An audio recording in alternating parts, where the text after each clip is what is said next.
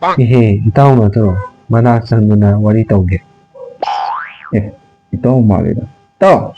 Itaw, Kahit alino. sung walking mo na tulog pa ni. Nang di sida kay daw liba no. Siya yan, natarang man. Wow, ado, itaw, ay wa ama kang gani. Jai, kay wano. Se sung daraga kani ningsing lakpagi. Daan pa siya wahang. Aigi oina hairati X nising. Ihe, ni di moy na kwajara missing na ningsing ni hai. Aduba nang na hana gido. Oh, nang ona re mapantong no. Ay ma, X to aigi nupi oiramniba natro. Hauji koibadina ito oigadro. Hoy, ado so la na sumni. Kaunde matamdo. Pukning dum yam si. Mase kaya muti nungsi. Nusi, yamna nusi. Adubu mahapri hauji aigi na kalaikya. Aigi kanthaudraba wakal amana loikiban. Kamaina oikibano haibasu ay khangde. Ay kangi. Kamaina. So he, ay daw bugit. Kangoy. Ay nang punna college, school, satpa tamin na ba na to? Hoy, adubu desimba. Aduga aina di haide dana warisa. Hay gisa ka. Tagal. Nakoy ni kaya basu oidri. Lapso na basu oidri. Nang phone hek yakidaba numitagi tumin lainakibani. Nangsu mangonda ikaibani na pau faunadre. Nasu hanagum oyu haiba ngamdre.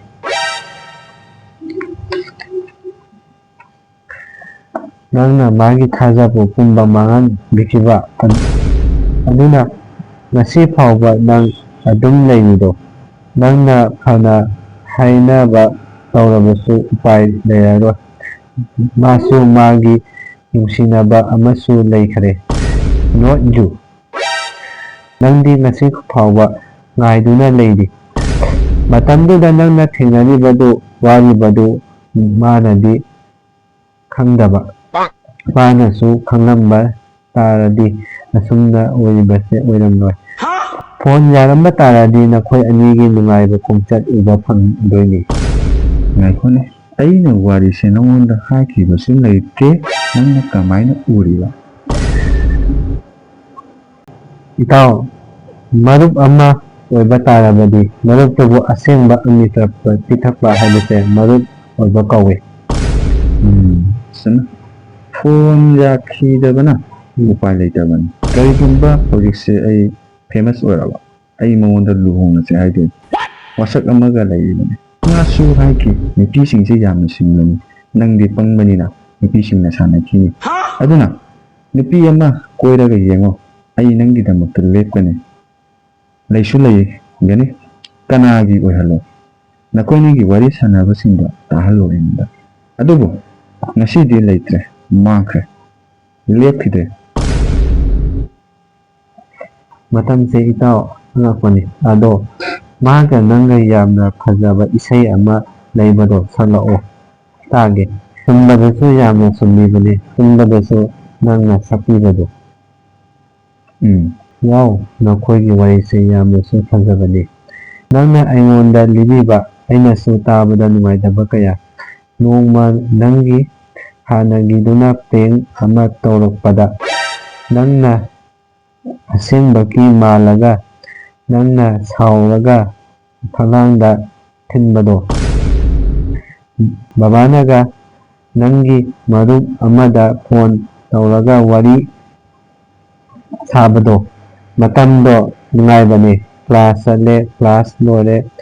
Tanja aduda nong churale. Matamdudadi aikoi satke tawada nupi mahang mathanda lehauba nungairaroi haidana nangnaga sumbibado video su leirangani mahangnaga nambado ainaga hai tawbado magi family sing laki fauba laiminabado ado nakhoinigi warise loi kham nairoi nakhoi anigi laibingda kapa photo ado leiribo phajabani. Leiri ngasisu lengdana thammi mahanjana. ꯑꯃ ꯇꯔꯤꯛ ꯇꯔꯤꯛ ꯊꯝꯖꯕꯗꯣ ꯃꯥꯅ ꯂꯧꯔꯒ ꯁꯦꯒꯥꯏꯈ꯭ꯔꯦ ꯃꯩ ꯊꯥꯈꯤꯕꯁꯨ ꯈꯪꯗꯦ ꯑꯩꯒꯤ ꯊꯃꯣꯏꯗ ꯌꯥꯝꯅ ꯆꯥꯛꯄꯅꯤ ꯑꯩꯅ ꯃꯥꯒꯤ ꯕꯥꯔꯗꯦ ꯅꯨꯃꯤꯠꯇ ꯒꯤꯐ ꯑꯣꯏꯅꯁꯨ ꯄꯤꯈꯤꯕꯅꯤ ꯂꯦꯇꯔꯒ ꯏꯕꯅꯤ ꯂꯣꯏꯅ ꯃꯥꯡꯍꯜꯂꯝꯗꯧꯕ ꯃꯥꯜꯂꯦ ꯃꯥꯒꯤ ꯃꯑꯣꯡꯁꯦ ꯑꯩꯕꯨ ꯅꯨꯡꯁꯤꯕꯁꯨ ꯅꯨꯡꯁꯤꯗꯕꯁꯨ ꯃꯥꯜꯂꯦ ꯃꯥꯅ ꯑꯩꯒꯤ ꯑꯆꯥꯄꯣꯠ ꯀꯌꯥꯁꯨ ꯂꯩꯕꯤ ꯐꯨꯔꯤꯠꯁꯨ ꯂꯩꯕꯤ ꯃꯉꯣꯟꯗꯒꯤ ꯑꯩꯅꯁꯨ 500 ꯐꯥꯎꯕ ꯂꯧꯔꯤꯕꯅꯤ ꯃꯔꯝꯅ ꯑꯩꯅ ꯑꯒꯅꯤꯄꯠ ꯑꯥꯔꯃꯤ ꯆꯠꯄꯒꯤ ꯅꯨꯃꯤꯠꯇꯨꯁꯨ ꯃꯥ ꯑꯩ ꯀꯣꯜ ꯄꯥꯏꯅꯗꯨꯅ ꯆꯠꯂꯤ ꯃꯐꯝꯗꯨ ꯌꯧꯗ꯭ꯔꯤ ꯐꯥꯎꯕ ꯄꯥꯏꯗꯨꯅ ꯂꯩ ꯃꯥꯁꯨ ꯇꯨꯝꯗꯦ ꯃꯇꯝꯗꯨꯗ ꯑꯩꯅ ꯃꯍꯥꯛꯀꯤ ꯅꯨꯡꯁꯤꯕꯒꯤ ꯏꯃꯣꯁꯟꯗꯣ ꯈꯪꯈꯤꯗꯦ ꯑꯗꯨꯒ ꯃꯍꯥꯛꯀꯤ ꯍꯥꯏꯗꯣꯛꯄ ꯌꯥꯗꯕ ꯏꯃꯣꯁꯟ ꯑꯃꯗꯤ ꯈꯪꯈꯤ ꯃꯇꯝꯗꯨꯗ ꯑꯩꯅ ꯃꯍꯥꯛꯄꯨ ꯅꯤꯡꯊꯤꯖꯅ ꯊꯦꯝꯖꯤꯟꯕꯤꯈꯤ ꯏꯃꯣꯁꯟꯗꯣ ꯅꯨꯡꯁꯤ ꯑꯩꯅ ꯃꯍꯥꯛꯁꯦ ꯀꯩꯗꯧꯅꯨꯡꯗꯁꯨ ꯃꯥꯕꯨ ꯀꯥꯎꯕ ꯐꯅ ꯃꯥꯒꯤ ꯃꯍꯨꯠ ꯁꯤꯟꯕ ꯃꯤꯑꯣꯏ ꯂꯥꯛꯅꯕꯁꯨ ꯀꯩꯁꯨ ꯈꯜꯂꯨꯅꯨꯁꯦ ꯃꯇꯝꯒꯤ ꯏꯆꯦꯜꯅꯤ ꯅꯣꯡꯃ ꯁꯣꯏꯗꯅ ꯂꯥꯛꯆꯅꯤ ꯑꯩ ꯑꯔꯣꯏꯕ ꯑꯣꯏꯅ ꯃꯐꯝꯗ ꯍꯥꯏꯈꯤꯅꯤ ꯋꯥ ꯑꯃꯗꯤ ꯌꯥꯔꯗꯤ ꯑꯩ ꯅꯨꯡꯉꯥꯏꯔꯦ ꯌꯥꯗ꯭ꯔꯒꯅ ꯄꯨꯟꯁꯤꯒꯤ ꯅꯨꯡꯉꯥꯏꯇꯅ ꯂꯩꯒꯅꯤ ꯀꯔꯤ ꯋꯥꯅꯣ ꯈꯪꯗꯦ ꯃꯉꯣꯟꯗ ꯑꯣꯏꯅ ꯍꯥꯏꯔꯒꯦ ꯑꯣ ꯐꯔꯦꯁꯦ ꯑꯅꯤꯁꯨꯕ ꯁꯔꯨꯛꯇ ꯍꯥꯏꯔꯁꯦ ꯀꯩ ꯏꯁꯩꯅꯣ ꯑꯩꯁꯨ ꯇꯥꯒꯦ ꯀꯔꯤ ꯌꯥꯔꯣꯏ ꯇꯥꯅꯨ ꯐꯠꯇꯦ ꯃꯤ ꯕꯟ ꯇꯧꯔꯤ ꯍꯧꯖꯤꯛ ꯆꯠꯂꯣꯍꯦ ꯌꯥꯅꯤ ꯄꯤꯔꯛꯑꯣ ꯕꯟ ꯀꯥꯏꯅ ꯑꯝꯇ ꯇꯥꯅꯤꯡꯗꯦ ꯄꯤꯔꯛꯑꯣꯁꯦ ꯌꯥꯔꯣꯏ ꯍꯥꯏꯕꯅꯦ ꯑꯩ ꯆꯠꯂꯦ ꯑꯦ ꯆꯠꯈꯤꯌꯦ ꯑꯋꯣꯏꯕꯒꯤ ꯇꯥꯍꯟꯅꯤꯡꯗꯕꯒ ꯑꯃ ꯇꯧꯕꯤꯌꯦ ꯃꯕꯨꯛꯁꯦ ꯀꯌꯥꯗ ꯐꯠꯇ꯭ꯔꯤꯕꯅꯣ ꯑꯁꯤꯅꯅꯤ ꯍꯧꯖꯤꯛ ꯐꯥꯎꯕ ꯊꯥꯗꯣꯏ ꯐꯪꯗ꯭ꯔꯤꯕꯁꯦ